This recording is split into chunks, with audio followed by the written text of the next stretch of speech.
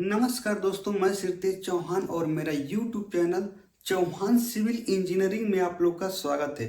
दोस्तों, इस वीडियो में लेके आया हूँ कि अगर आप इजराइल के लिए रजिस्ट्रेशन किए हैं, वो भी मेसन में। अब दोस्तों, बहुत से लोग नया है कि मेसन में रजिस्ट्रेशन तो कर दिए मगर मालूम नहीं है कि मेसन में कितना वर्क होता है।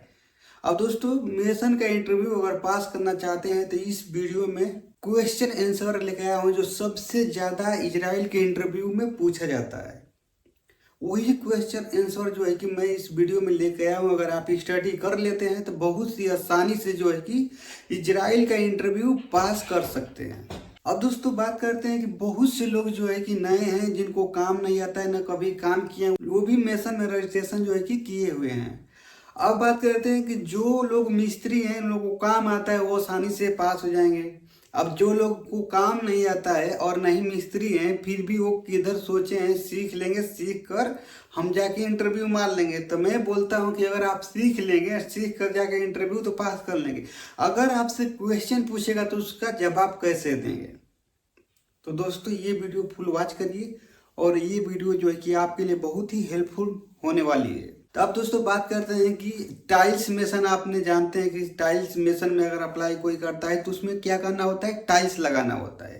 प्लास्टर मेसन में कोई अगर अप्लाई करता है तो उसमें क्या करना होता है? प्लास्टर लगाना होता है। ठीक है। ब्लॉक मेसन में अगर कोई अप्लाई करेगा तो उसमें क्या क्या काम होता है? ब्लॉक लगाना होता है।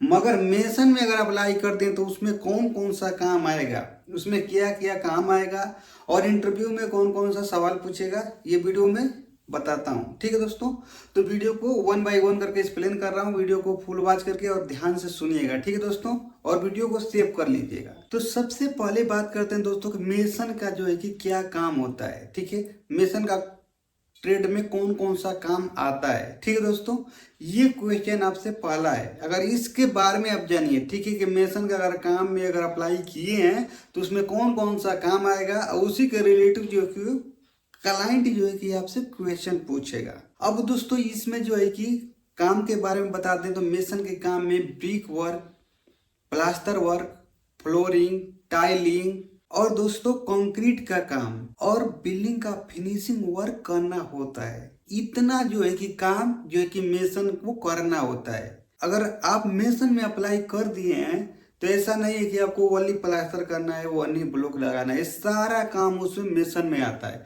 यानी आपको पूरा सारा काम का आपको नॉलेज होना चाहिए।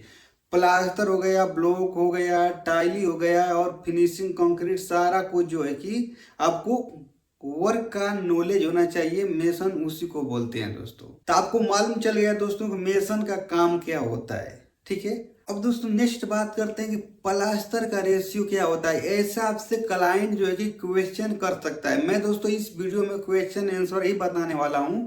अगर आपको प्रैक्टिकल वीडियो चाहिए तो कमेंट करिए, मैं उसका ट्रेनिंग अलग से जो है कि दिलाऊंगा और उसमें आप सीख सकते हैं। तो उसके लिए आप कमेंट करिए। ठीक है दोस्तों, प्लास्टर का रेशियो क्या होता है ऐसा आपसे जो दोस्तों इसमें बेसिक क्वेश्चन पूछेगा।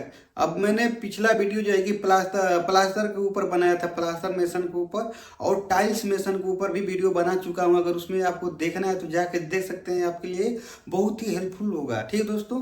अब दोस्तों, ये जो वीडियो है मेसन के लिए है, तो इसमें नेक्स्ट क्वेश्चन पूछा जा सकता है कि प्लास्टर का रेशियो क्या होगा। ठीक है, तो ऐसा आपसे क्लाइंट जो है कि क्वेश्चन कर सकता है। अब दोस्तों, प्लास्टर का रेशियो, इसका करेक्ट आंसर है कि दोस्तों 1:6 से लेके 1:3 तक जो है कि प्लास्टर का रेशियो रहता है।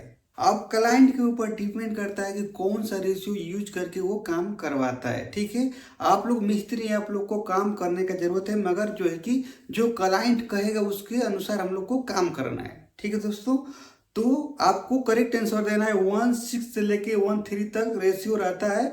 जैसे में क्लाइंट अगर यूज करता है 1:5 का रेशियो, यानी एक बैग जो है कि सीमेंट है और 5 बैग जो है कि सैंड है, तो हम लोग यूज करके काम करता है। और सेलिंग का जो है कि 1:3 होता है, 1:4 भी होता है। ठीक है दोस्तों, क्लियर हो गया आपको एक क्वेश्चन का आंसर। नेक्स्ट दोस्तों, बात करते हैं कि प्लास्टर का थिकनेस कितनी होती है। ऐसा आपसे क्वेश्चन पूछा जा सकता है, यानी प्लास्टर का थिकनेस कितना होता है। ये जो एक बेसिक क्वेश्चन है, बहुत ही आसानी से आप जवाब दे सकते हैं। बस आपको एक बार ध्यान देने की जरूरत है। अब दोस्तों वॉल के बारे में बात करें कि वॉल का प्लास्टर के बारे में, तो वॉल का दो साइड होता है, एक सीधा होता है एक उल्टा होता है। तो जिधर सीधा होता है उधर 10 से 15 mm जो होता है प्लास्टर होता है, और उल्टा साइड का जो आउट साइड का 15 से 20 mm होता है। क्लियर हो गया। और सेलिंग का जो है कि 6 mm से लेकर 10 mm तक सेलिंग का प्लास्टर होता है। अब दोस्तों वो भी साइड कंडीशन यानी वॉल कंडीशन और सीलिंग का कंडीशन के हिसाब से डिपेंड करता है कि उसका थिकनेस कितना रखना चाहिए। ठीक है दोस्तों, ये क्वेश्चन का आंसर क्लियर हो गया। मैं ऐसा करता हूँ आप लोग को समझ में आ गया होगा। नेक्स्ट क्वेश्चन आपसे पूछा जा सकता है कि क्यूरिंग क्या होता है और क्यों जरूरी है, ऐसा आपसे क्वेश्चन पूछा जा सकता है। अब दोस्तों इसका करेक्ट आंसर है कि अगर क्यूरिंग को हम लोग जो तराई करते हैं दीवार को प्लास्टर करने के बाद, तो उससे होता क्या है कि जो है कि दीवार का जो स्ट्रेंथ होता है उसको मजबूत होता है। दोस्तों दीवार जो है कि मजबूत होता है, उसको स्ट्रेंथ मिल सके इसलिए क्यूरिंग किया जाता है। क्यूरिंग का जो है कि 7 दिन से लेके 14 दिन तक क्यूरिंग की जाती है। यानी अब जब भी आप प्लास्टर कर लिए हैं तो प्लास्टर करने से 10 से 12 घंटे बाद क्यूरिंग की जाती है। 7 दिन से लेकर 14 दिन तक क्यूरिंग की जाती है। यानी 7 दिन तक, अगर देखिए मौसम के हिसाब से, अगर ठंडा का मौसम है तो 7 दिन तक कर देंगे, 7 डे तक, तब भी सही है। और मौसम गर्म है तो 14 दिन तक क्यूरिंग करना चाहिए। क्लियर हो गया दोस्तों। अब दोस्तों चलते हैं नेक्स्ट क्वेश्चन की ओर। तो नेक्स्ट क्वेश्चन आपसे पूछा जा सकता है टाइलिंग का बेस प्रिपरेशन कैसे करते हैं। टाइलिंग का बेस प्रिपरेशन कैसे होता है, ऐसा आपसे क्वेश्चन पूछा जा सकता है। क्लियर हो गया दोस्तों। तो इस क्वेश्चन का करेक्ट आंसर है सरफेस क्लीन करना और लेवल बनाना और सीमेंट स्लरी लगाना, उसके बाद फिर टाइल सेट करना। ठीक है दोस्तों, क्लियर हो गया। अब दोस्तों क्लाइंट आपसे नेक्स्ट क्वेश्चन कर सकता है सीमेंट का एक बैग का वेट कितना होता है। जो आपका बैग सीमेंट होता है, सीमेंट का एक बैग का वेट यानी कितना केजी का सीमेंट का बैग होता है। ठीक है, तो इसका दोस्तों करेक्ट आंसर है 50 केजी का। ठीक है दोस्तों, आपको बहुत इजी है बट आप नहीं बता पाएंगे तो फेल हो जाएंगे। ठीक है दोस्तों, तो इसका सीमेंट का एक बैग का वेट जो है कि 50 केजी यानी 50 केजी। क्लियर हो गया दोस्तों। अब दोस्तों नेक्स्ट क्वेश्चन आपसे पूछा जा सकता है कि सीमेंट का सेल्फ लाइफ कितनी होती है। तो इसका करेक्ट आंसर है 3 मंथ का जो है कि सीमेंट का सेल्फ लाइफ होती है। इसका करेक्ट आंसर है दोस्तों कि 3 मंथ तक बेस्ट होता है अगर सीमेंट यूज करना। उसके बाद जो है कि सीमेंट का स्ट्रेंथ कम हो जाती है। यानी 3 मंथ के पहले यूज करना जो है कि बेस्ट है, और उसके बाद जो है कि उसका सीमेंट का स्ट्रेंथ जो होता है वो कम हो जाता है। क्लियर हो गया दोस्तों।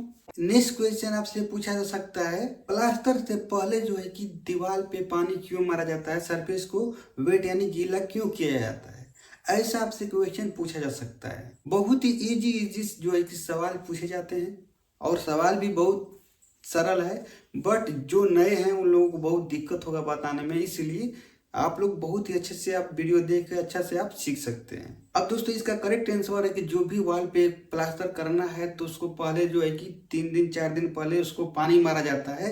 तो उस पानी को ऑब्जर्व कर लेता है वॉल, यानी सोख लेता है। तो इससे क्या होता है कि दीवार पे जब प्लास्टर करेगा तो अच्छा से उस चिपकता है। ठीक है दोस्तों, और उसका स्ट्रेंथ जो है कि बहुत मजबूत होता है। ठीक है, क्लियर हो गया दोस्तों। एंड दूसरा क्वेश्चन आपसे पूछा जा सकता है कि आरसीसी का फुल फॉर्म क्या होता है। आरसीसी का फुल फॉर्म होता है दोस्तों रेनफोर्समेंट सीमेंट कंक्रीट, आरसीसी का फुल फॉर्म होता है। अब दोस्तों नेक्स्ट क्वेश्चन आपसे पूछा जा सकता है कि बीम और कॉलम में क्या डिफरेंट है, ऐसा आपसे क्वेश्चन पूछा जा सकता है कि बीम और कॉलम में क्या डिफरेंट है। तो बीम में दोस्तों जो हॉरिजॉन्टल होती है उसको बीम बोलते हैं, और वर्टिकल जो होता है सीधा उसको कॉलम बोलते हैं। ठीक है, क्लियर हो गया।